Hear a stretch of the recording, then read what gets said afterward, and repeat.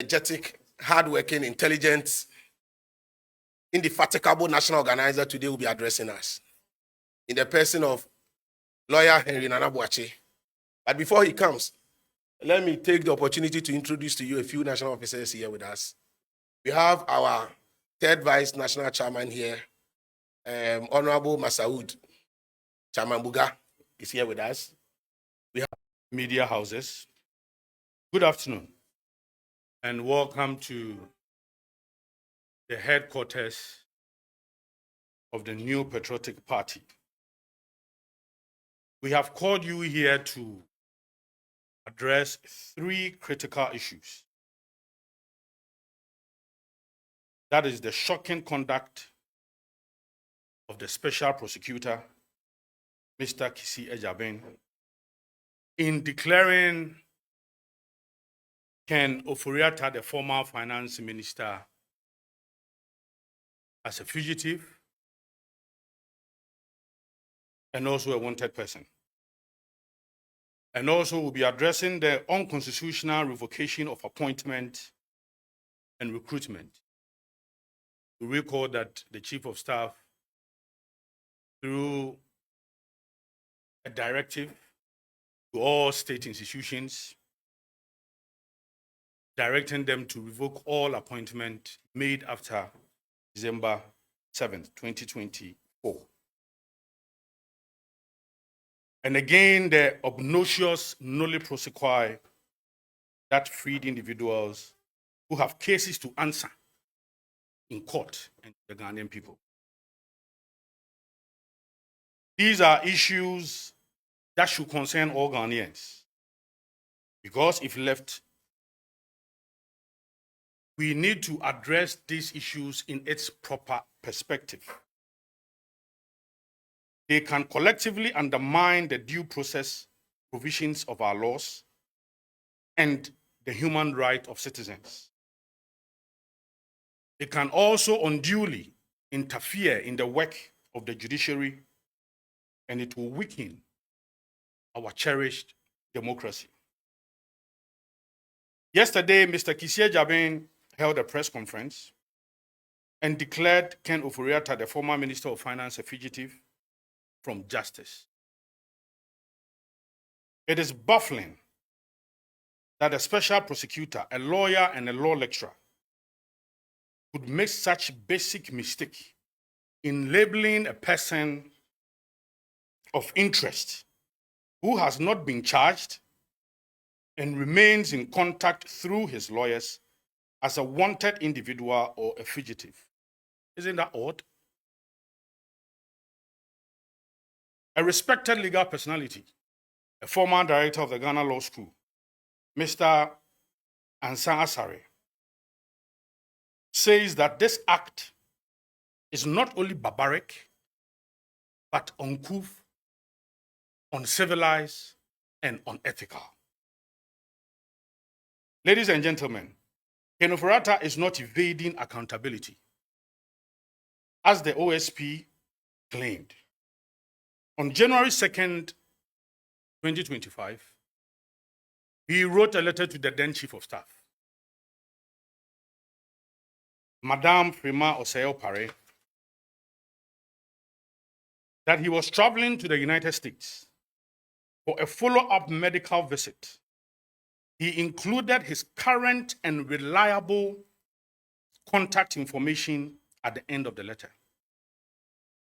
On January 22nd, 2025, Mr. Ofori-Atta again wrote to the new Chief of Staff, Mr. Julius Debra, to inform him that he was overseas for a medical examination.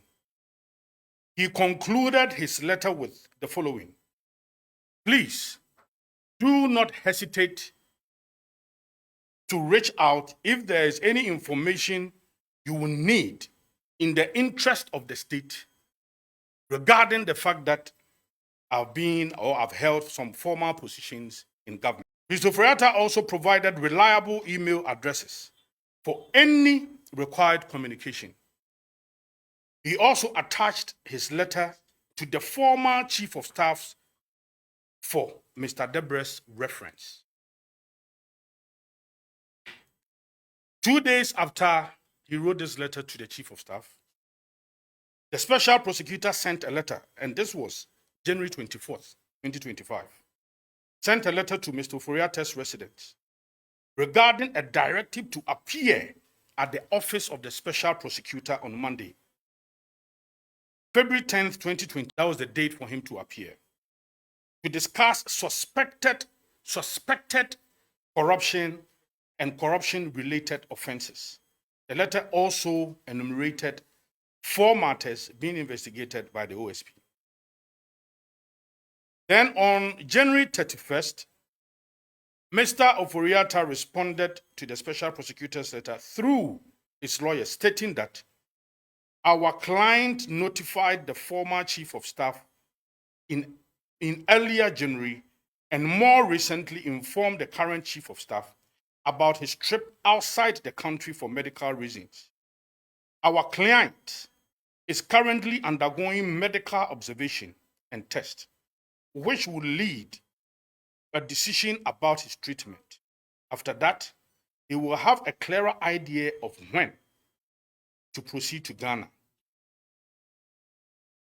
Therefore, we respectfully wish to inform you that we will notify you of his arrival to the country so that you can reschedule your invitation to him for purposes stated in the heading of your referenced letter. Then on 5th February 2025, the Special Prosecutor responded to Mr. Ofori-Atta's lawyer, stating that the OSP declines your request to be away from the jurisdiction indefinitely on medical grounds based solely on your statement.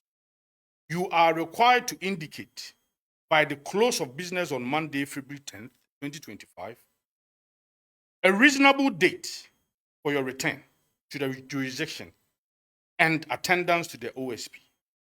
If you fail to do so, the OSP will take all necessary legal steps to secure your return to the jurisdiction and your attendance to the OSP in our discretion. Let me make this reference quickly. You recall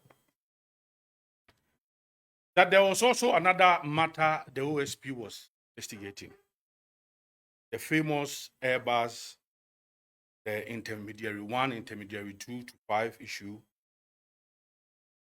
Mr. Kissi Agyebeng told us in August last year that he traveled all the way to UK to interview Sam Mahama, John Mahama's brother, intermediary 5. So what stopped him from doing same to the former minister? This is somebody who is saying that I'm seeking medical attention. The health facility wrote a letter to the OSP. It was signed, dated, and it was an authentic letter. So if you think that you need a person badly for your investigation, just as you travel to UK to interview Sam Mahama, what then stopped you from doing same to former finance minister?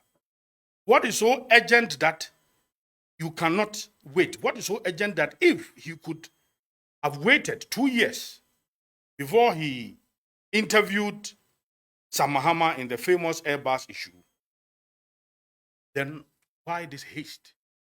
And even if you do the calculations, we are talking about just within a space of 2. So you request the presence of somebody. The person say that I'm out of the jurisdiction for medical attention. You have received letters from his lawyers. You have received letters from the hospital signed by a medical doctor. And all of these correspondence is just within 2 weeks. Then quickly you label the person as a fugitive. Very, very bizarre situation. On February 7th, 2025, in a reply to the Special Prosecutor's letter of February 5th, Mr. Ofori-Atta's lawyer stated, please find the attached document indicating that our client is receiving attention at the Mayo Clinic in the US. It outlines his appointment and suggests a date after March when our client may be able to return to Ghana. A date after March. March is just next month.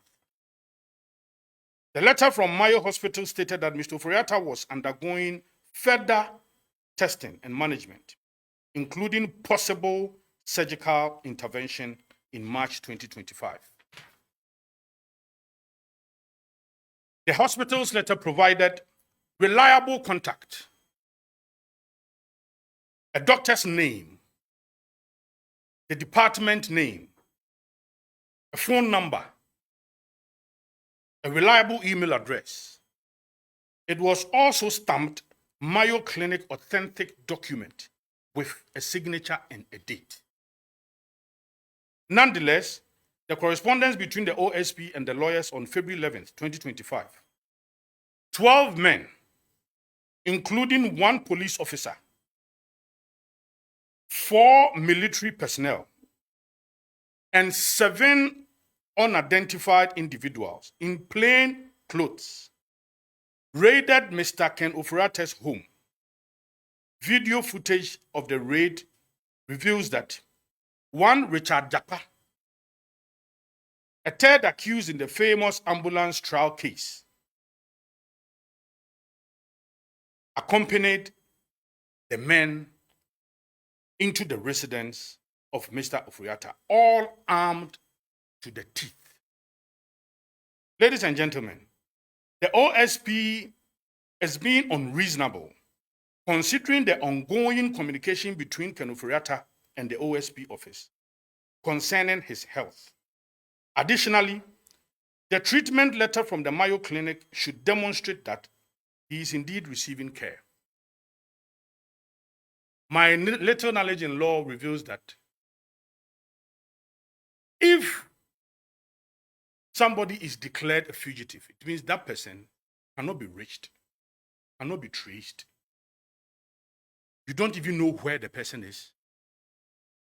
And at least you give yourself a reasonable time after a search. In any case, the OSP lacked that power to declare anybody. It is only the court that can do so.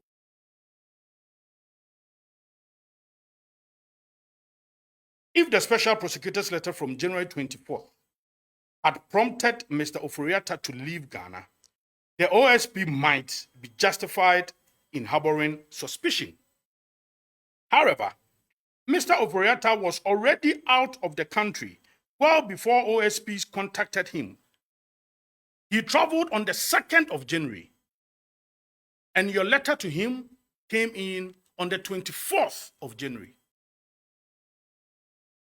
So how could the man be labeled as a fugitive when he was already in the country? Indeed, he was not even the finance minister about 8 months before the elections. And you, Mr. Kissi Agyebeng, you were the special prosecutor.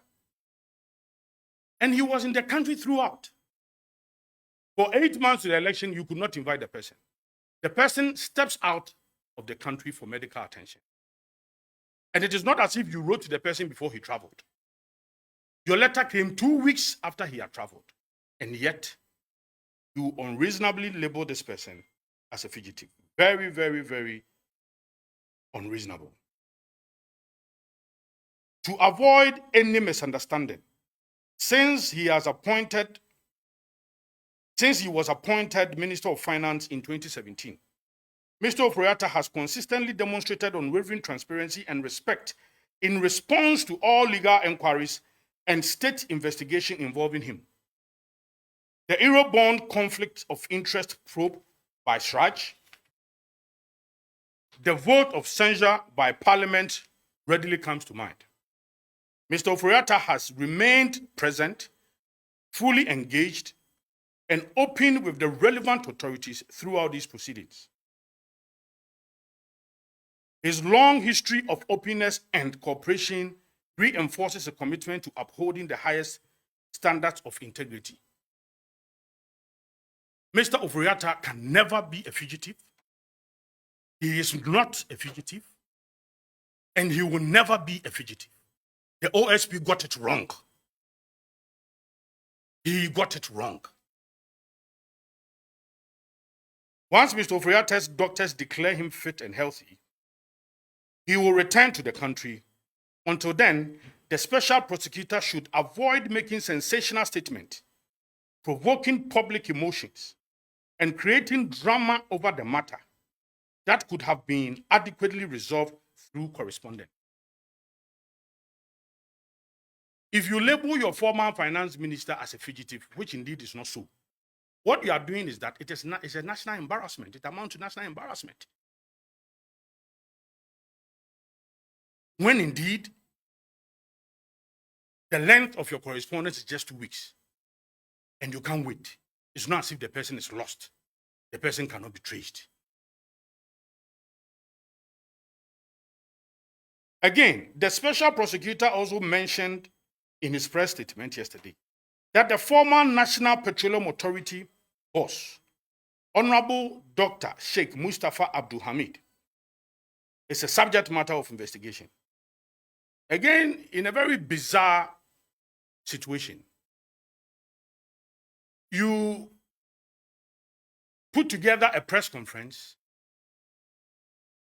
you state that Dr. Mustafa Hamid is a subject matter for some investigations, that is, corruption-related offenses. Yet, at the time you were making such a statement, Dr. Mustafa had not even received even a text message, even a letter, even a phone call, nothing, no correspondence that you need him for investigation. Is this fair? Is that how you do your work? It is interesting to note that Honorable Mustafa has not received any invitation from the special prosecutor or any state investigative body, nor has he been under any investigation for any said alleged crime. Let me state that the NPP,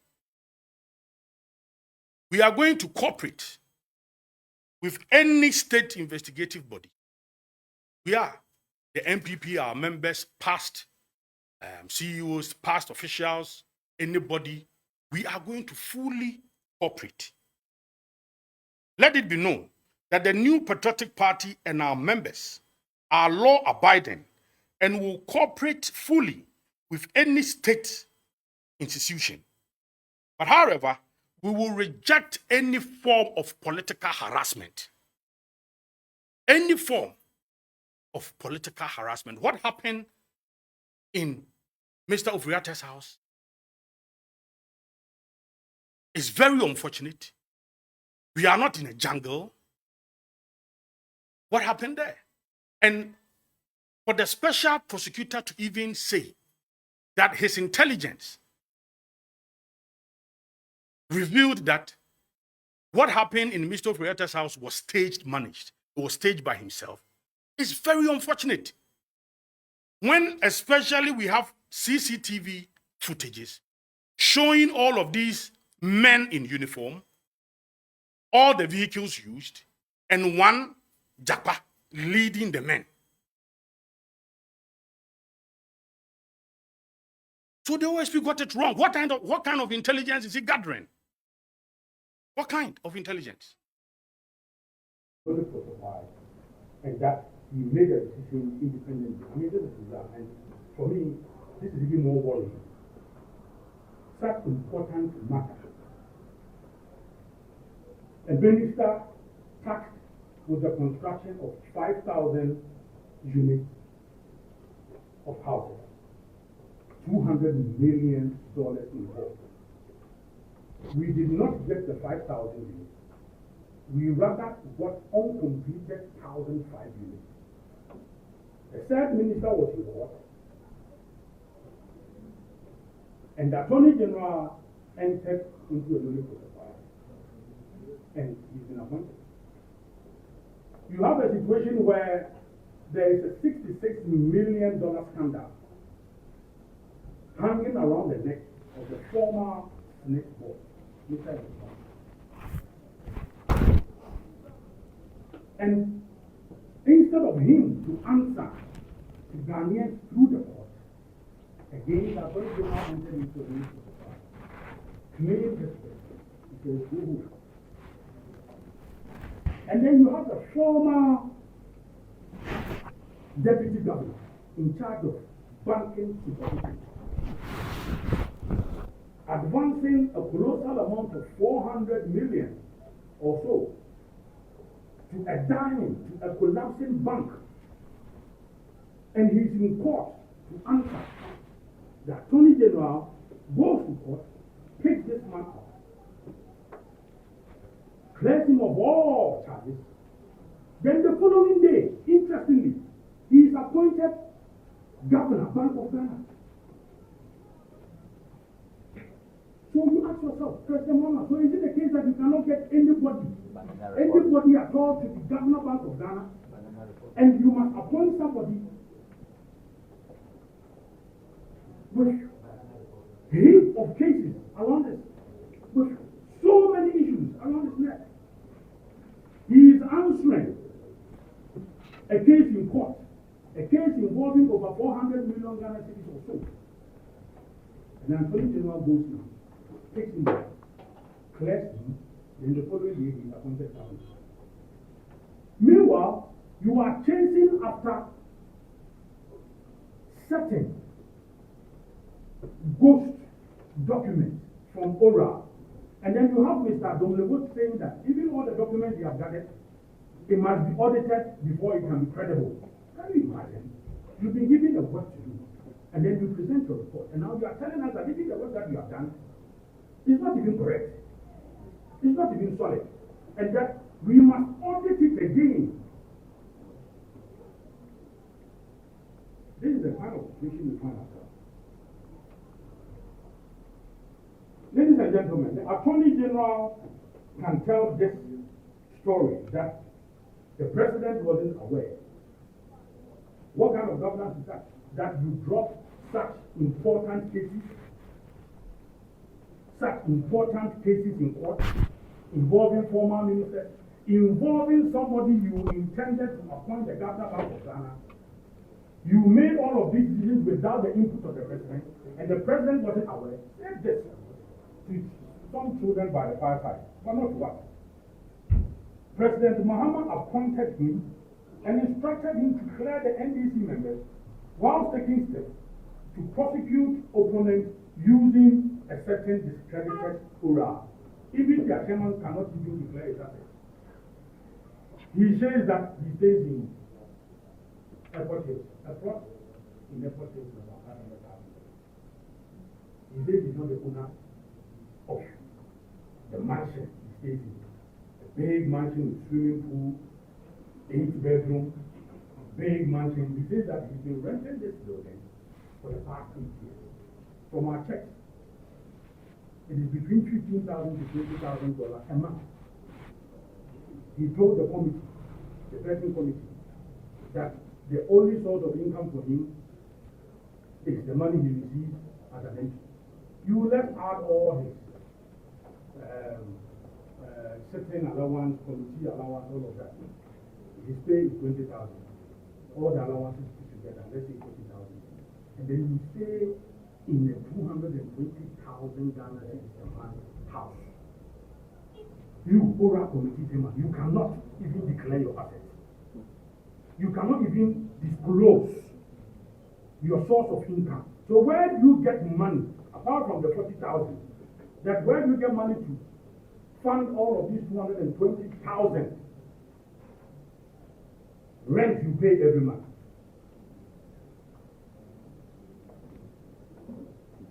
In conclusion, ladies and gentlemen, this Mahama government has deceived Ghanaians.